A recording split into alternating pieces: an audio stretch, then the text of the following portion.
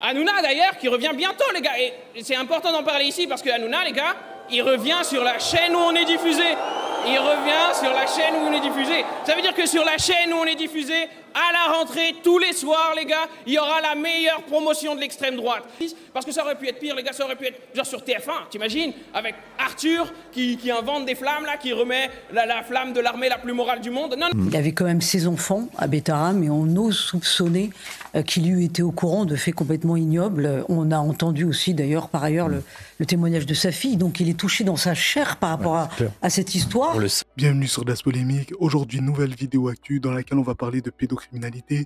On a Bayrou qui ment depuis des mois sur l'affaire Bétarame.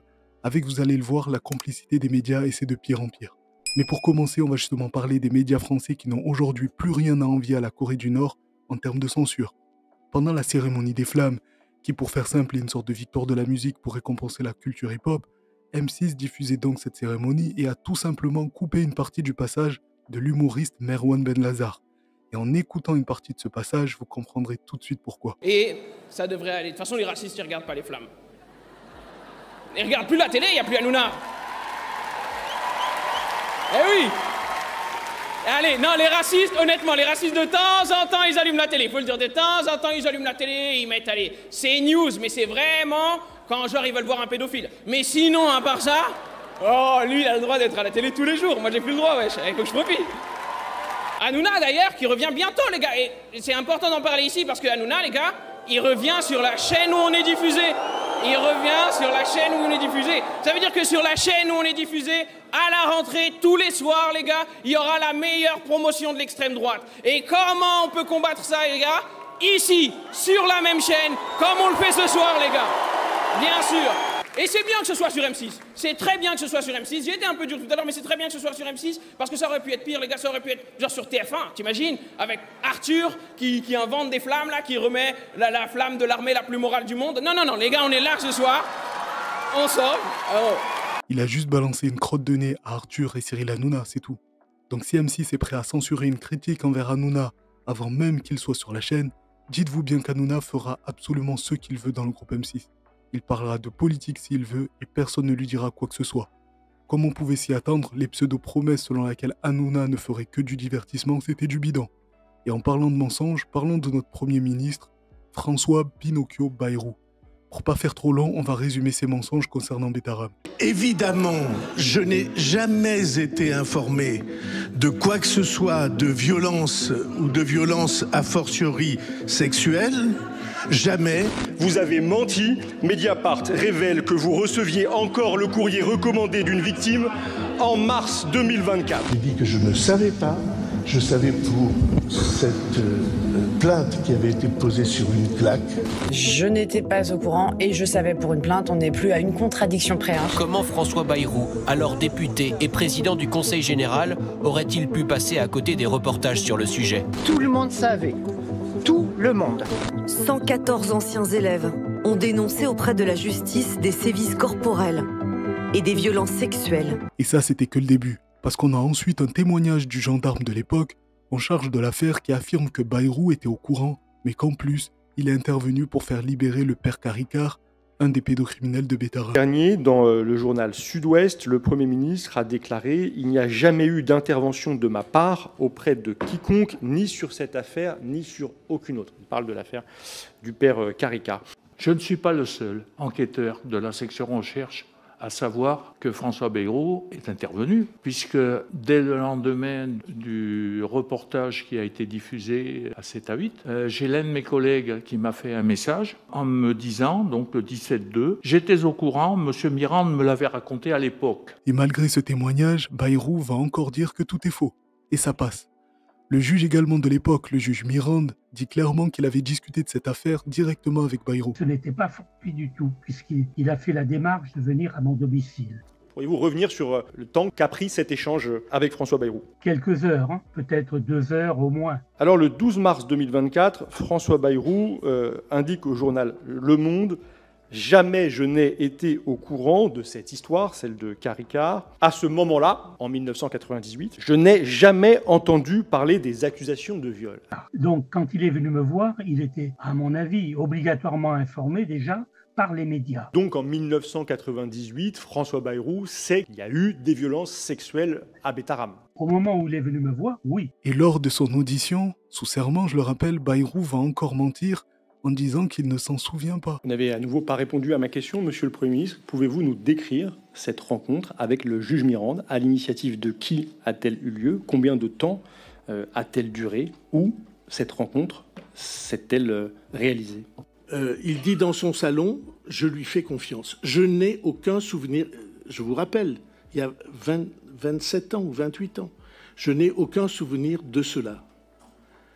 Et je ne suis pas le seul protagoniste à ne pas avoir de souvenir, peut-être on y reviendra tout à l'heure. Je ne sais pas où la rencontre a eu lieu, sûrement chez lui. Il m'a dit, ma fille était là, elle est montée pour nous laisser tranquilles. Donc ça devait être dans son salon, j'imagine, ou dans sa cuisine, je ne sais pas, je n'ai aucun souvenir de ça. Alors s'il s'en souvient pas, c'est très grave, parce qu'on parle de gamins sortis tout nus dans la nuit en hiver, d'actes pédocriminels, etc. Mais encore une fois, c'est très peu probable, parce que sa propre fille révélait qu'elle avait parlé de cette affaire avec lui, et que c'était un secret. Je peux vous confier quelque chose? Oui, oui. Dans le huis clos des missions publiques. Il ne s'en souvient pas, je pense, mais je suis là le soir où il rentre de chez le juge Mirande. On est là tout seuls, tous les deux. Et il me dit, ne le répète surtout pas, j'ai juré d'être dans le secret de l'instruction. Est-ce que tu crois possible ça? On est resté là, je lui ai dit, écoute. Et il m'a dit, il est en prison. Qu'il y reste. Donc il vous a confirmé avoir parlé au juge Mirande? Avoir juré au juge Mirande de ne pas trahir le secret de l'instruction. Alors je vais pas vous passer tous les extraits qui tournent concernant son audition. Un seul extrait suffit pour comprendre à quel point il se sent puissant et intouchable. Pendant qu'il se faisait auditionner, il va dire clairement qu'il n'avait pas envie de donner certains documents à la commission. C'est lunaire. J'ai l'impression que ça vous embête. Non, ce qui m'embête, c'est que je vous ai demandé à l'avance les documents que vous alliez projeter. Vous m'avez donné une liste. C'était pas dans la liste. Vous m'avez demandé de vous soumettre à l'avance les documents. Et je n'avais aucune envie de vous soumettre les documents. Excusez-moi. Je n'avais aucune envie de vous soumettre les documents. Excusez-moi. Il se trouve que je n'ai pas eu le sentiment que la commission était totalement objective. Et donc, j'ai le droit... Bien. D'avoir un sentiment différent. Je vais quand même rappeler les bases. C'est une commission d'enquête. C'est une commission parlementaire. C'est une commission d'enquête. Le but, c'est de contrôler l'État et l'action de l'État. Vous êtes membre du gouvernement. Je pense qu'on est tout à fait dans nos prérogatives. Et je pense que quand on veut projeter un document, il est quand même de bonne loi de prévenir la présidente de la commission. Je vous ai prévenu. Je vous ai demandé le contenu des documents, vous m'avez donné 2 documents écrits et aucune vidéo. Alors essayez vous-même de ne pas fournir certains documents demandés par la police ou les impôts ou que sais-je. C'est une sanction directe, on est d'accord. Mais lui, il s'en vante, parce qu'il ne risque absolument rien. Quant à sa défense, elle s'est résumée à dire que les violences physiques et sexuelles à Bétarame étaient des méthodes un peu rudes. On est en 1996, c'est-à-dire il y a 30 ans. Est-ce qu'il y avait il y a 30 ans, dans les établissements, singulièrement ce type d'établissement-là, Bétarame, Garaison, ceux que vous avez cités, est-ce qu'il y avait des méthodes un peu rudes? Sûrement oui. Sûrement oui. Maintenant qu'on sait tout ça, les mensonges à minima de Bayrou, voir son intervention pour essayer de tasser l'affaire. Moi, ce qui a retenu mon attention depuis le début de la médiatisation récente de cette affaire, c'est la manière dont certains membres et porte-parole des collectifs de victimes de Bétarame ont depuis toutes ces semaines essayé, à mon sens, de minimiser l'implication de Bayrou dans cette histoire. Mais nous, en fait, il faut comprendre que cette commission, elle nous a plus porté préjudice qu'accompagné. Quand j'entends Paul Vannier qui dit François Bayrou n'est concerné par rien, et si jamais vous avez besoin, venez nous voir. Il était où, Paul Vannier, avant l'affaire Mediapart? Nous, ça fait depuis fin 2023 qu'on a lancé tout ça. Alexandre Perret, je voudrais savoir, on entend votre avis ce soir. Je voulais savoir si c'était, vous parliez en votre nom ou au nom du collectif des victimes de Bétarame. Est-ce que tout le monde pense la même chose que vous après cette audition? On a plus de 95% des gens qui nous suivent. Donc aujourd'hui, je peux parler au nom de l'ensemble du collectif de Bétarame, au moins de 95%. Vous savez qu'il y a d'autres personnes du collectif qu'on a pu recevoir ici sur ce plateau, notamment Eric Arassus, qui, lui, dans certaines interviews, dit toute la famille toute la famille Bayrou savait. Donc, c'est pour ça que je me permets de vous poser la question de savoir si effectivement tout le monde pense la même chose.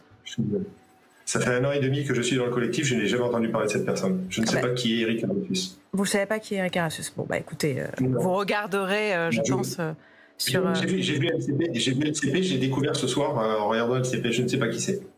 D'accord, très bien. Bon, bah merci beaucoup d'avoir... C'est quand même troublant venant d'une des victimes. Et puis on apprend que ce monsieur, Alexandre Pérez, est un élu municipal de Pau et qu'il a fait partie de la liste de François Bayrou. Une autre personne qui fait partie de ce collectif et qui en est même le porte-parole, j'en ai déjà parlé dans mes précédentes vidéos, c'est Alain Esquer, celui qui a recueilli toutes les plaintes et a fondé ce collectif. Et quand vous entendez François Bayrou dire ce soir, c'est sa ligne de défense, je ne savais rien de plus quand j'étais ministre de l'Éducation, c'est-à-dire au milieu des années 90, rien de plus que ce que la presse en disait. Est-ce que pour vous, il est crédible sur ce point-là? Je le dis et le redis, pour nous, le combat, il est pour les victimes et c'est sûrement pas celui de François Bayrou ou d'autres responsables politiques qui devraient s'expliquer. Je rappelle quand même une chose, c'est pas François Bayrou qui nous a agressés dans l'établissement de Bétarame. Il y avait un certain nombre d'agresseurs, il y avait toute une communauté éducative, ces gens-là ne s'expliquent pas, on ne les entend pas, c'est eux à qui il faut demander des comptes. Le politique, c'est autre chose. Eh bien on apprend par l'intermédiaire du Canard enchaîné que ce même Alain Esquer, regardez, le porte-parole des victimes de l'internat béarnais se verrait bien prendre la tête d'un office national de prévention et contrôle des établissements scolaires, dont il a soufflé l'idée à François Bayrou, avec à la clé un budget de 4 millions d'euros et un bon salaire. Problème, les autres membres du collectif lui reprochent de faire cavalier seul et de se servir de leur malheur. Et ce n'est pas fini, parce que Bayrou a des soutiens surtout dans les médias. Écoutez Olivier d'Artigol. Olivier d'Artigol. D'aucuns s'interrogeaient sur la préparation de François Bayrou pour faire face à cette audition sous serment. Il fait la démonstration ce soir d'une préparation très fine, chirurgicale, répondant point par point, ce qui met justement le député Vannier dans une situation très délicate, parce que bien évidemment, un rapporteur, un président de commission ne peut pas interroger un Premier ministre sur le fait qu'il ait répondu ou pas à un organe de presse. Nous n'en sommes pas à ce niveau-là. Donc, nous allons voir la manière dont ça se passe, mais pour l'instant, il semblerait que le Premier ministre marque des points. Bayrou a vraisemblablement menti sur le fait qu'il n'était pas au courant, il a possiblement couvert des actes de violence et de pédocriminalité, et son audition est un véritable naufrage. Mais il y a des personnes comme lui qui n'ont pas honte de le soutenir publiquement. Mais c'est rien encore. Écoutez ce qu'on entend sur CNews. Le ministre, on lui fait vivre véritablement un chemin de croix. Il avait quand même ses enfants à Bétarame et on ose soupçonner qu'il eût été au courant de faits complètement ignobles. On a entendu aussi d'ailleurs par ailleurs le témoignage de sa fille. Donc il est touché dans sa chair par rapport à cette histoire. On le sent, et on a ce trotskiste, ce monsieur Vannier qui va l'asticoter encore. Enfin, il y a un côté inhumain. Oui. Secondo, il y a le côté de la limite de ce genre de commission d'enquête parlementaire parce qu'on met sur le grill un Premier ministre, alors que ça ne touche absolument pas à la bonne marche de l'État et à l'exercice de ses fonctions. Et troisièmement, François Bayrou a dit lui-même qu'il pensait qu'il était autant mis sur le grill parce qu'on lui faisait payer sa dimension catholique. C'est honteux. Ils sont prêts à tout pour sauver le soldat Bayrou. On se demande bien de quoi ils ont tous peur, parce que la haine envers Paul Vannier, qui est un insoumis, n'explique pas tout. L'énergie qu'ils mettent pour blanchir Bayrou cache peut-être un loup. Je le répète, on parle pas d'un scandale financier ou autre. On parle de pédocriminalité, là. C'est une noble mission que s'est assignée cette commission d'enquête. Or, ce qui se passe depuis quelques semaines, et notamment aujourd'hui, bien sûr, avec cette mise en accusation de François Bayrou, est totalement à côté de la plaque. C'est pas ça qu'on attend de cette commission d'enquête. On n'attend pas de faire tomber le Premier ministre. Moi, je suis comme Éric Revel. J'ai plutôt un a priori favorable, d'abord sur Bayrou en général, et sur cette affaire en particulier. Je ne pense pas une seconde que Bayrou ait pu couvrir quoi que ce soit d'affaires pédocriminelles ou de violences aux enfants. Mais au-delà de ce que je ressens ou de ce que tu ressens, Éric, il faut savoir à quoi sert cette commission d'enquête. Et moi, j'aimerais qu'elle se recentre sur son travail et non pas sur cette espèce de chasse à l'homme contre Bayrou. Peut-être que je surinterprète, dites-moi-le en commentaire, mais tout ça transpire la panique. Alors pour quelle raison? Je saurais pas dire. En tout cas, venant de CNews, c'est pas très étonnant, vu qu'il protège depuis des mois voire des années un pédocriminel condamné en appel. Je parle bien évidemment de Jean-Marc Morandini. Et vous savez que pour avoir dit ça, alors que c'est avéré, je risque un procès de sa part. Parce que oui, c'est son mode de fonctionnement. Regardez, il a porté plainte pour dénonciation calomnieuse contre la page X Alerte Pédo, une page qui dénonce les agissements pédocriminels en tout genre, sur les réseaux, à la télé ou dans la vie réelle. Écoutez leur communiqué. Nous venons d'apprendre qu'une plainte a été déposée contre nous par Jean-Marc Morandini. Oui, Jean-Marc Morandini, animateur condamné pour corruption de mineurs, toujours à l'antenne sur CNews dans une émission tournée sur fond vert et dans un local de 5 mètres carrés. Il parle de dénonciation calomnieuse, pourtant nous ne faisons que relayer des faits avérés et des décisions de justice. Alors la vraie question est, le problème c'est nous qui dénonçons ou vous qui avez été condamnés? Chez Alerte Pédo, nous n'avons ni studio, ni télé, ni grande audience, mais nous avons quelque chose de plus fort, la vérité, la loi et la volonté de protéger les enfants. Nous ne nous tairons pas, vous ne nous intimidez pas, et si la vérité dérange, ce n'est pas notre silence qui la couvrira. À bientôt, tribunal ou pas, on ne lâchera rien. Donc il reproche à Alerte Pédo de dire une vérité, c'est qu'il est inscrit au fichier des délinquants sexuels. Et c'est une bonne chose au vu de la gravité des faits pour lesquels il a été condamné. Nous avions affaire à un prédateur, parce que nous avions quelqu'un qui avait organisé un faux casting d'un film qu'il voulait faire dont il n'avait acheté ni les droits, sans scénario, sans réalisateur, à son domicile et sans témoin, pour obliger un jeune homme à se masturber devant lui. Donc je considère que c'est une bonne chose qu'il soit condamné. Et vous savez quoi? L'individu qui dénonce Morandini là, c'est Francis Spinner, un sénateur Les Républicains impliqué dans un scandale sexuel. Il est soupçonné d'avoir demandé à une jeune femme des faveurs sexuelles en échange d'un logement social.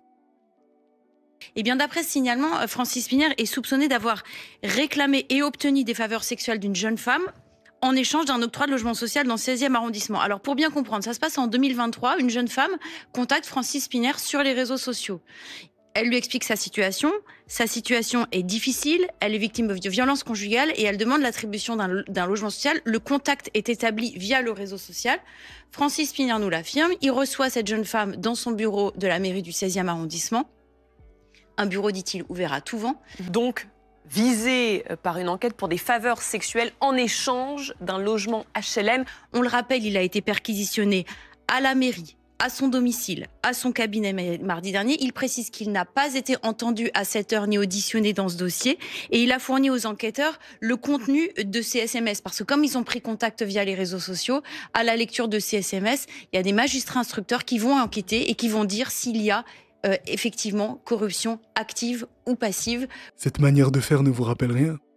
Parce que comme on est dans un pays de fous, en tout cas au niveau des élites, le ministre en charge de l'instruction, c'est Darmanin, qui a été accusé de la même chose. Le ministre Darmanin, sur les deux affaires qui le concernent, sur la première, certes, la femme continue à dire qu'elle avait été forcée, mais lui assume et reconnaît qu'il a eu les faveurs d'une femme, moyennant des services grâce à son rôle politique. Donc on est quand même sur une gravité symbolique scandaleuse. Alors c'est la première fois que je peux comprendre les personnes qui veulent quitter le pays.